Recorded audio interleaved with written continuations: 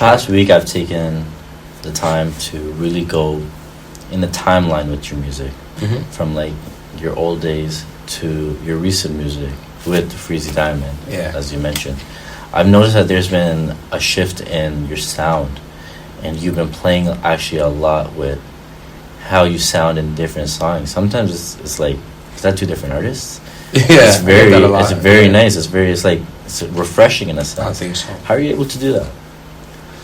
Well, outside of what's like naturally coming out of my vocals, I think once again I said like I listen to lots of different styles of music, and I think I try to cater to lots of different styles of music. And sometimes like, okay, so I'm a Gemini, and we all know Geminis are kind of fleeting, right? So like I get bored kind of easily, and I think I demonstrate that through my different styles and techniques. Sometimes I just want to put other things on display at the same time. I feel like if you can do it, then do it. You see who likes it, who loves it, who hates it, whatever, and you just keep growing from there. Yeah. So I'm not going to go into too much depth with this next question, but one of your songs really hit my heart well.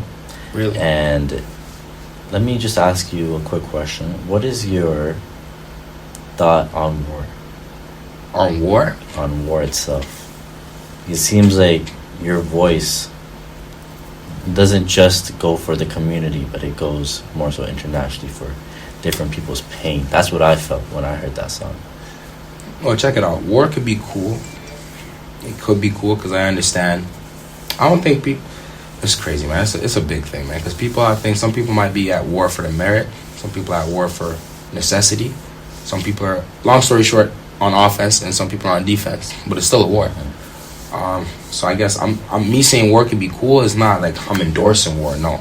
But like, it's cool if that's what's going on. But I think war is war, and then there's genocide, and I think genocide is absolutely not cool. Because that's taking advantage. I'm not really with the taking advantage, to be honest, and the innocence, and I don't think, you know what I'm saying. But who am I? I'm just one voice, and as I said, I think any artist with a voice, try to put it out there to the world. We have to remember that it was almost one individual every time that helped change the world. Like every time, Martin Luther, whatever the case, it was like one individual. Whether it be for the worse or for the better, Hitler, whatever, it's usually just one individual. So I don't think we should be afraid to step up and say what we can say and do what we can do with the platform we have. I tried to do that. If you're talking about that record, Free Again, that's definitely what I tried to do. I just tried to put my 2 cents in. It might be more important than I can see one day.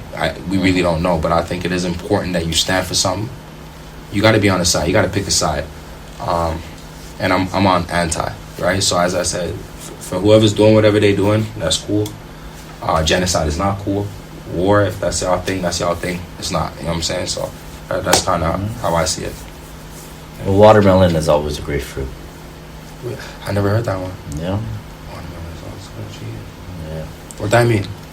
It's, you know, if you know, you know, I guess. You know, we won't go into too much detail because that's not why we're here today. But it really touched my heart hearing that song. And thank you, brother. The visual on that song too. If you guys haven't seen it, please go check it out. It's Free Again. Okay. Yeah. That's also produced by Freezy Diamond. Yeah. Freezy was actually the one who... We had a conversation late night one day, and he actually brought that to my attention. I honestly, as bad as it sounds, guys, I wasn't really in tune with what was going on with any type of situation, with any specific war, anything like that. I was in the studio just creating music and trying to get further. And he brought that to my attention, and he felt as if that was something we should definitely speak on. And I said, absolutely, brother. And I went out of my way, and I did my due diligence. I did about 2 days of research, and then I got back to him, and I said, yeah, let's rock. Let's do this. I definitely understand what's going on now, and I want to say something about it. And I did. Yeah. Appreciate that, man. So, in Toronto, there's 2 big giants. There's OVO, and there's EXO. If you ever had an opportunity to go one way, which route would you go? Not to step on anyone's shoes, but no, for sure. So you're saying, like, if I sign EXO or OVO, which route would you think would allow your career to take you to that next step? Oh, that's 2 different questions. Exactly. Not to step on anybody's toes. Not to step on no toes. I feel like I want to go OVO, but in terms of... Yeah, I'm not saying nothing else. I think I'll go OVO. That's a lot of my dogs though already. That's a lot of my people. I got love for everybody in that corner. Shout out Gucci, all them. Yeah, I got a lot of love for OVO already. I'm not too familiar with any of the people over on EXO. Like I might have heard some names, but I'm not too familiar with them specifically. But if I had the choice, yeah, I think I'm gonna go OVO. Yeah, I think he was fit really well. Zilla for OVO. You hear that? Zilla for OVO. But yeah, that's right, Rob. For sure. So how did you meet Freezy? That's a cool story. So there was actually a point in my rap career, I guess, where I felt as if I maybe had done enough and it wasn't kind of working out or whatever. So I had my last show in New York, because Freezy's from New York. So I had my last show out there in Manhattan. I don't think he's from Manhattan. I think he's from Rhode Island. No, somewhere else. I'm not sure. But he was in Manhattan. I think he was scouting artists. He was actually at the venue I went to perform at. After the performance, he hit me up and he just said, "Yo, I'm a producer." And we kind of just been vibing from there. And I came back to Canada and we stayed in contact. We've been making records ever since. That's very nice. Honestly, It seems like you guys have a great friendship, relationship. Definitely. He's much more than a producer. He's an ally. This industry is like a miniature war, right? So you got to have an ally when you go into war.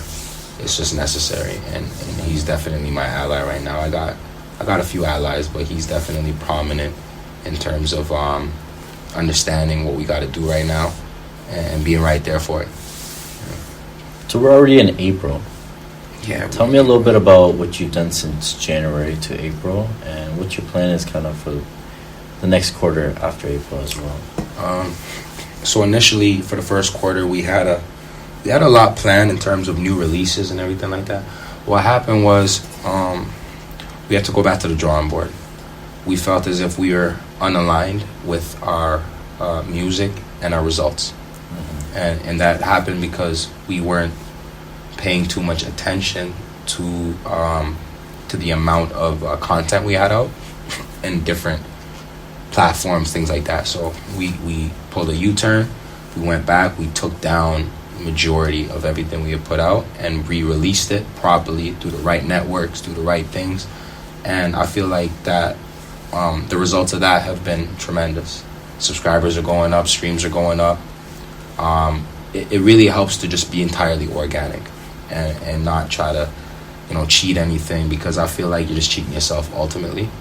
I can understand when people try to sprinkle a little bit of magic on it just to, get the oohs and ahs. That might be okay, but I think ultimately you just got to make sure that you're being true to yourself, however long the journey might seem. That's why you got to partner with you, right? Y'all buckle up and you take that journey together. And so we rerouted for the first quarter. We're in April now, so second quarter's rocking. So now we're gonna be putting out tons of releases, and to start it all off, we got the Zilla's Desi Odyssey dropping. That'll start it all off. We got some visuals for that for the fans, and yeah, that's what we got up to now. So yeah, we took a little hit, but we're going forward now. We started the engines. We got the right direction. We got the game plan, and we got the confidence. Right. So I heard some little snippets. I haven't heard any full songs, but I've heard some from the EP. From the EP. Okay.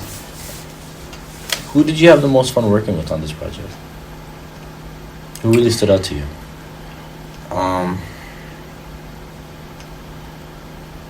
I like Straight Bank. Straight Bank, he's a real cat. I'm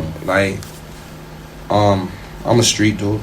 Trying to clean it up. Obviously, I'm a clean street dude, but still a street dude at heart. Environmental, all that stuff. And he kind of, I think he fits the same mold as me. Everybody else on the EP, we cool. They're cool cats too. But I feel like you obviously will connect a little bit more with somebody that might know your story a little better, might have experienced a few of those things themselves. And Straight Bank, he's also from New York. So he came out here, and we did a couple of visuals. And I hope to get some more records with him too. Some more records on wax. He's a dope artist. And yeah, that's I would say, yeah, that's a bank, yeah. We have a record on the project called I Did That. So look out for that.